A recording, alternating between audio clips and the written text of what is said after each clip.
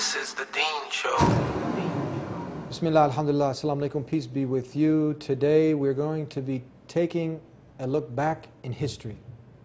And we're going to show you how, when Muslims ruled a certain part of the world, how they were living in peace with Muslims, Jews, Christians, how they were at the pinnacle of science, of inventions, of knowledge, how there was truly peace when the Muslims ruled according to the divine law that was sent down, the Quran, and the authentic sayings, traditions of the last and final messenger sent to mankind, the Prophet Muhammad, peace be upon him. It was definitely a time where you didn't have to lock your doors, crime was almost eradicated, and so many other wonderful things were going on, but there was truly peace. So when we come back here on the Dean Show, we're going to learn more about this with Dr. Jerald Dirks. We'll be right back.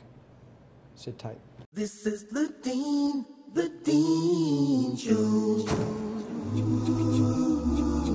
This is the Dean Show.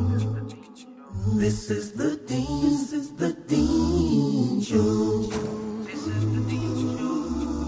This is the Dean Show. This is the Dean Show. This is the Dean Show. This is the Dean Show. This is the Dean Show.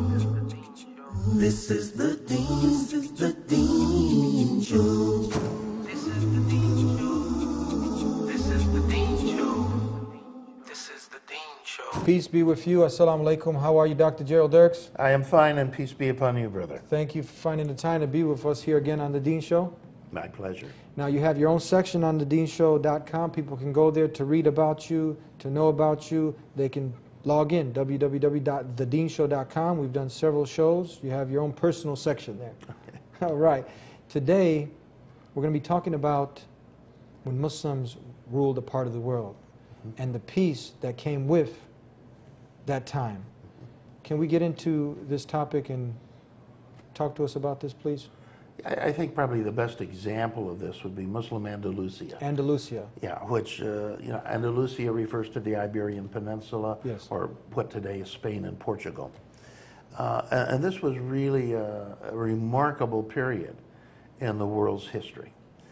But before we journey into Muslim Andalusia, we probably ought to take a step back and look at why there even was a Muslim Andalusia. Because a lot of people say, Muslim Andalusia, oh my goodness, there's Islam conquering by the sword again. Yeah. But we need to take a look at the actual history of what was involved at that point in time. In the Iberian Peninsula, at that point in time, in the 600s and early 700s, we had a population that was comprised of Jews, Unitarian Christians, and Trinitarian Christians. This is before the Muslims came. Yeah, before the Muslims were even there. Yes.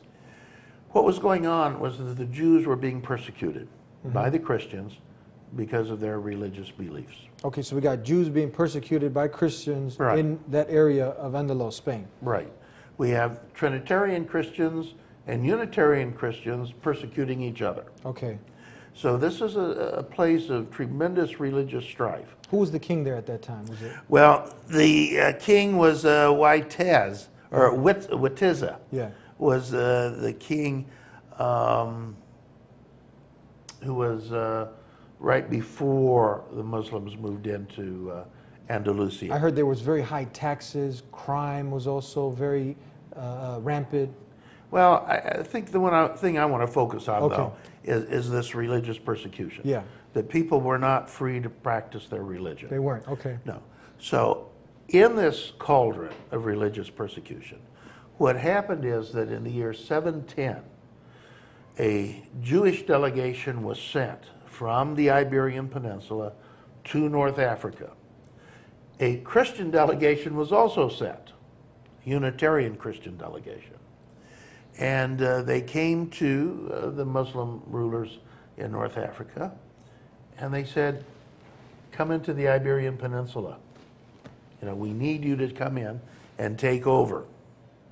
As a result of this, in the year 711, a small Muslim army under the command of Tariq ibn Ziyad invaded what is today Spain. Now, the key thing to remember is as soon as they landed, they were immediately joined up with by Jews and Unitarian Christians. So this was not simply a Muslim invasion. Yes. This was an allied assault by Jews, Unitarian Christians, and Muslims, all fighting against a persecuting Christian group. Now, in fact, one of the Christian rulers of Ceuta joined the Muslim alliance at this time. So, you know, this is, to brand this as conquest by the sword is really misleading. This is a myth. Well, certainly there was fighting, but it's a myth to say that the Muslims simply came in of their own initiative and took over. They were asked to come in by the indigenous population because they knew that under the Muslims, under Islam, there is guaranteed freedom of religion. Can you force someone by the sword to become a Muslim? No, that's absolutely against Islam. Absolutely against Islam. We're told in the 2nd chapter of the Quran, let there be no compulsion in religion, period. This is a flat, absolute statement. So no, as a Muslim, I am not allowed to try to force someone to become a Muslim. Absolutely not. Yeah. As a Muslim, in fact, I bear the responsibility of guaranteeing someone else's freedom of religion. You know, this I have to do to live up to the Quran. So the Jews and the Unitarian Christians in the Iberian Peninsula very definitely wanted the Muslims to come in because then they would have freedom of religion. So this sort of sets the stage. In 711, Muslims did invade, and by 714, they had almost all of the Iberian Peninsula under their control. So how was it now? Muslims come in, was there havoc? Was it hell? Well, what happened was the Iberian Peninsula entered its golden age. Golden age. Golden age. So that's the antithesis now of havoc and hell. I mean, golden age, you're talking about like more like heaven on earth? Well, you know, the rest of Europe is looking at the Dark Ages. Okay. But in the meantime, in Muslim Andalusia, we're seeing never before seen progress in agriculture, in architecture, in literature, in science. The Greek classics are being studied in Muslim Andalusia. In fact, this is an interesting thing. If you go to college today and you take a course in Plato, and you read Plato's works, you're reading an English translation of a Greek translation of an Arabic translation of the Greek original. Wow. Because these Greek works were preserved in Arabic, and that was really about the only place they were preserved. Let's take a break. Hold on off that note. We'll be right back with more on The Deen Show. Whatever Allah commands you to do, you need to do it. Islam has tolerance and mercy and compassion. To know that Allah, will forgive you as long as you do what you need to do, as long as you turn back to Him. Islam is a system of mercy and compassion, and it is for the best benefit of all of the people that's around it, Muslim and non-Muslim.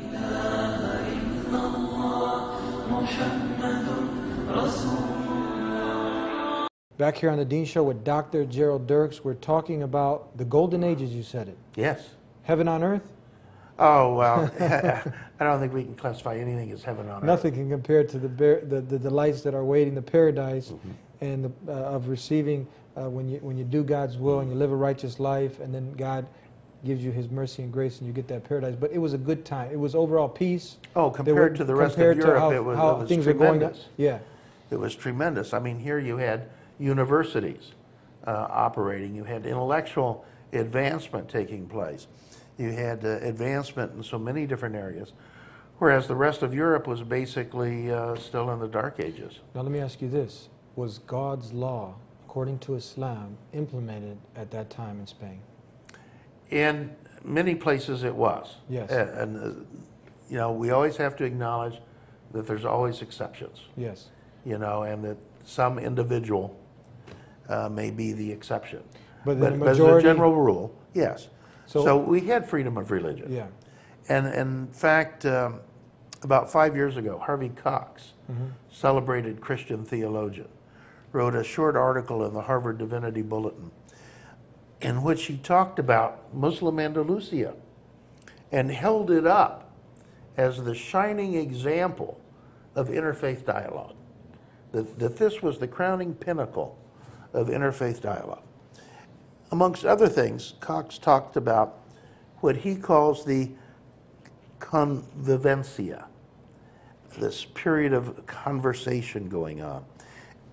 And he notes that Muslim scholars, bearded rabbis, Christian priests, and monks all sat around a table together, studying and reading over old manuscripts under the auspices of Bishop Raymond of Seville. So, I mean, this is one classic example. You know, put together your Jewish rabbis, your Muslim scholars, your Christian priests and monks. They're all sitting around this huge table, jointly studying. You know, this is, where do we have this really happening even today? So you mentioned that at that time, science was really at its pinnacle also. And tell us now, because a lot of time when you mention religion, and then people feel it conflicts with science. But when we study here, we see that there's no persecution of scientists at that time? No, no, just the opposite. You know, Islam has always encouraged the development of both religious knowledge and secular knowledge, has been a champion of the sciences. You had early Muslims accurately figuring out the circumference of the earth when most of Europe was still convinced that the earth was flat.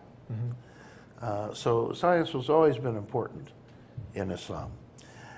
Another example of this interfaith cohesion that we see in Muslim Andalusia is under Abdul Rahman III, the caliph or ruler of Muslim Andalusia between around 912 and 961. Here's the ruler of Muslim Andalusia, and he goes and appoints Hussai ibn Shapira, a Jewish rabbi, to be his foreign minister. So again, we see this interfaith working together that is taking place in Muslim Andalusia. A far cry from what we often see today. Other examples, Dante's Divine Comedy, heavily influenced, Harvey Cox would argue, by Arabic sources that were from Andalusia. And one of the most famous of Christian mystics, St. John of the Cross, according to Cox, heavily influenced in Andalusia by Muslim mysticism. So we have this crosstalk going on with some influence taking place. Perhaps one of the most exciting examples of that is to turn to Cordoba, the city of Cordoba in Muslim Andalusia, in the first half of the 12th century. And we have two giants, intellectual giants, living in Cordoba at the same time. One of them is Maimonides, probably the most famous Jewish rabbi of the Middle Ages. And also living at the same time, Ibn Rushd, Muslim scholar, scientist, thinker, known in the West as Averroes, but Ibn Rushd. These two giants, intellectual giants, living in Cordoba at the same time. Ibn Rushd 9 years older than Maimonides. And if we look at Maimonides' 13-point creed of Judaism, which Orthodox Judaism to this day says this is what you have to believe in to be a Jew. We can look at these 13 points and see how they were heavily influenced by Ibn Rushd's prior 8-point creed of Islam. So we have this crosstalk, this cross-influence going on, where with respectful interfaith dialogue, Jews are pushing Christians and Muslims to refine their thinking. Christians are pushing Jews and Muslims to refine their thinking. Muslims are pushing Christians and Jews to refine their thinking, and all of it being done in a collegial way. You know, not a debate to bam, bam, I'm going to score points on you, but a general advancement of religious knowledge as well as scientific knowledge. So there's a healthy dialogue going on. A very healthy dialogue. And how are the rest of the lay people? How are they functioning in society? Is there justice for all? Yes. Are they safe? Yes, they are safe. Again, there are always exceptions, but yeah, as a general rule, it was a period of great safety. It was a period of wealth compared to the rest of Europe, much higher standard of living than the rest of Europe. Again, the rest of Europe's in the Dark Ages.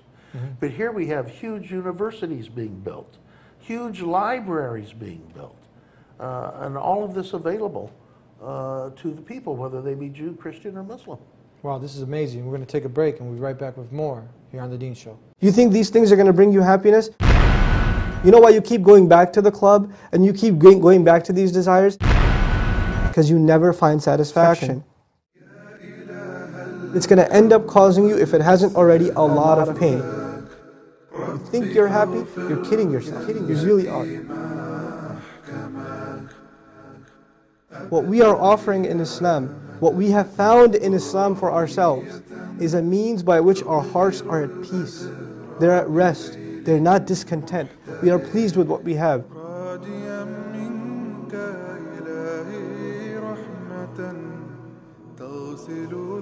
Back here on The Dean Show, and we're talking to Dr. Jerald Dirks, and we're giving a great example from history when Islam was implemented, that there was justice, that there was peace, that Jews, Christians, and Muslims were having healthy dialogue. They were collaborating. Science was at its pinnacle. Other people you had mentioned were in darkness. Yeah, throughout Europe. Talk to us a little bit about this. Yeah, throughout Europe, this was the Dark Ages. This was a period where knowledge was being lost, not gained. It was a period of losing intellectual knowledge, not advancing intellectual knowledge.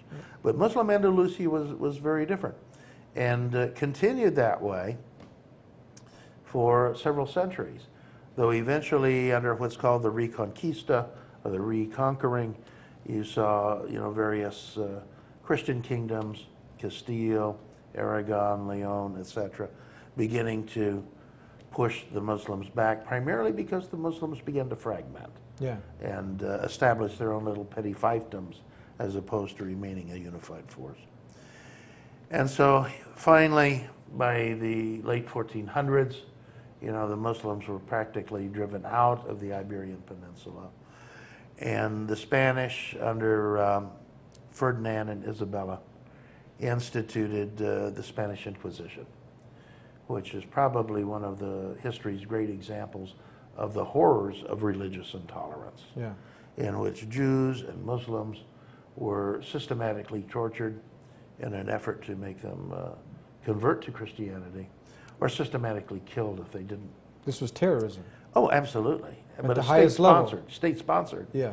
State-sponsored terrorism. We're told that somewhere between 100,000 and 170,000 Jews refused to convert.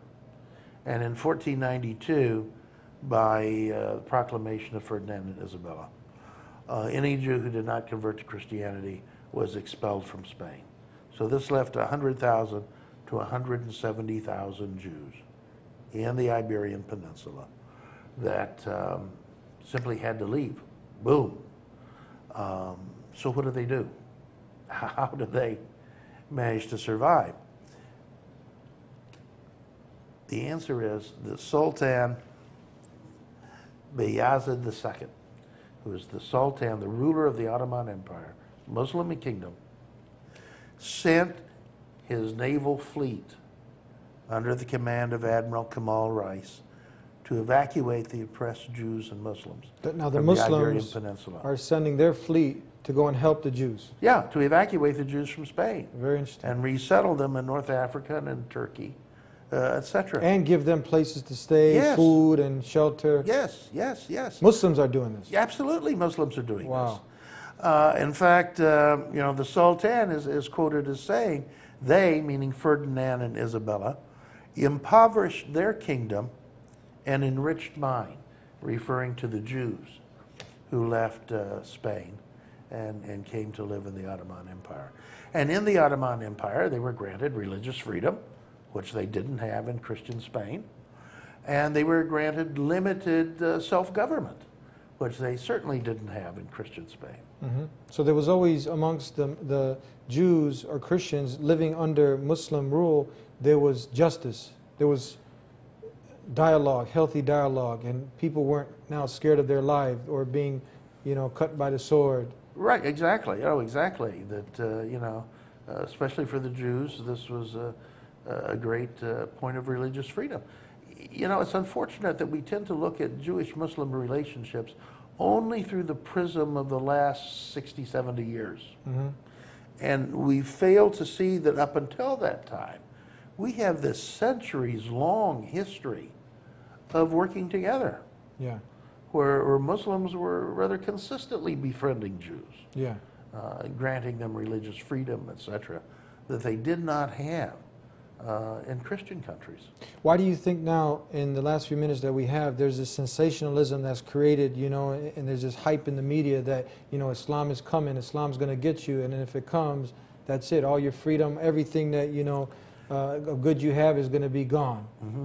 And they create this fear frenzy in the people. Why do you think this is?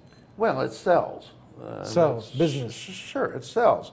You sell newspapers this way, you sell magazines this way, you sell advertising on TV because your TV ratings are going up, because you're giving a sensational story.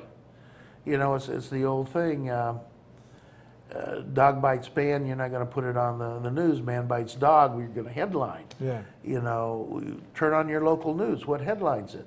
It's fires and auto crashes and, murder and mayhem, because this sells. Unfortunately, the golden age doesn't sell. Yeah. And how important was that golden age? I mean, it's crucial. Harvey Cox, going back to that article I referred to earlier, looking down the road after the end of Muslim Spain, looks at Miguel de Cervantes' classic book, Don Quixote, and sees Don Quixote as being a nostalgic wish to recapture what was lost with the fall of Muslim Andalusia. This is Spain's greatest literary work. A nostalgic wish for the return of what was lost when Muslim Andalusia fell. Wow, amazing. This is very enlightening. Thank you again for being with us. And if somebody wants to get a hold of you, to have you come down, to get your books, to invite you for a lecture, how can they do that? They can go to my website, which is dirksonlinebooks.com. Dirks Online Books, all one word. Thank you very much. May My God pleasure, Almighty brother. Reward you Good to for see being you. with us. Thank you. And thank you for sitting through another episode of The Dean Show. Continue to tune in every week to learn more about the Muslims, to learn more about Islam. And you can also catch our new radio show at TheDeenShow.com blog section. And we hope to see you again next time, same channel. Until then, peace be unto you.